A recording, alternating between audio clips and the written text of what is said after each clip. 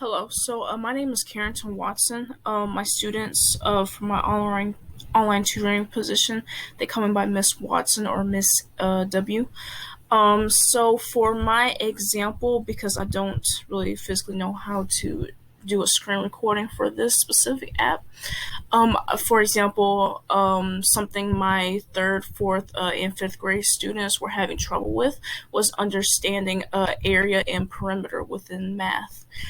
So how I would teach them this was because they would basically be confused when it came to the terms and how to differentiate the two, and what kind of operations that you would use. So either addition or subtraction or multiplication or division to use for those specific calculations. And so, for example, I would use an example of my backyard, telling them that maybe I'm thinking about building a garden within my backyard.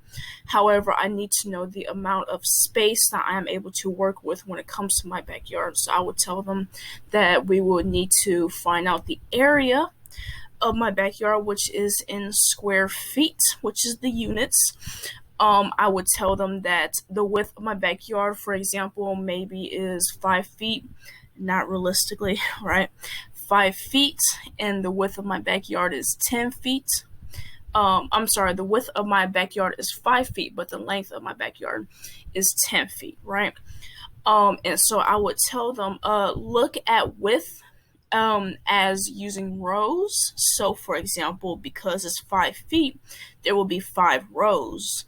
And then for length, looking at the amount of feet for length is 10. So there will be 10 columns for 10 feet, right? And this would help them really write out the area and the squares that would appear for the space within the shape, so they would see these squares, right?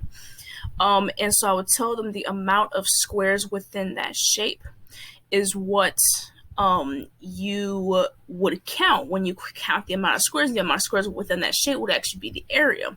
I told them that the fastest way to do that would be through using multiplication. And so we would use multiplication by multiplying the width by the length, which the width was 5 and the length was 10. So they would figure out that it's 50. And again, using the unit square feet, it would eventually be 50 square feet. I would tell them that the units would apply to the little grid that they drew for the backyard when it came to the rows and the columns, and then the squares, they could remember the unit by saying, okay, yeah, we counted the amount of squares which was within this area, so that means square feet. Or if you multiply both feet for 5 feet, 10 feet, multiply those feet, it becomes feet squared. So just for them to remember that. When it comes to perimeter, I would tell them, imagine this. Imagine you are running around my backyard. Okay, you are trying to find the distance around my backyard because maybe I want to build a fence. I want to build a fence around my backyard to protect my garden, right? And so I would tell them, imagine yourselves running around my backyard, and you want to figure out what distance, how far did you run around my yard, in feet specifically.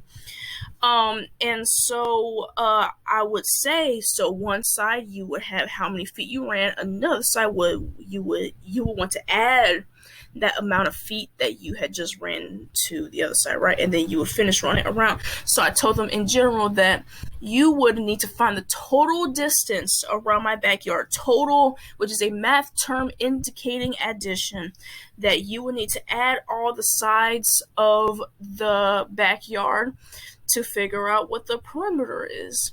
And so they understood, oh, okay, so perimeter uses addition, area uses multiplication, okay?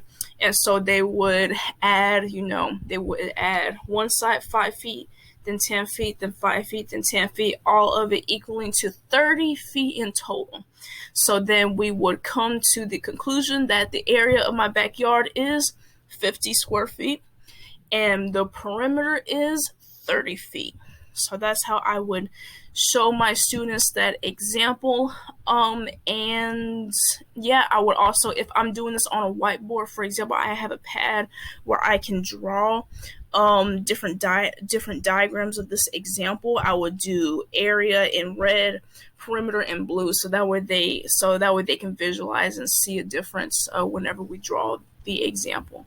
So yeah.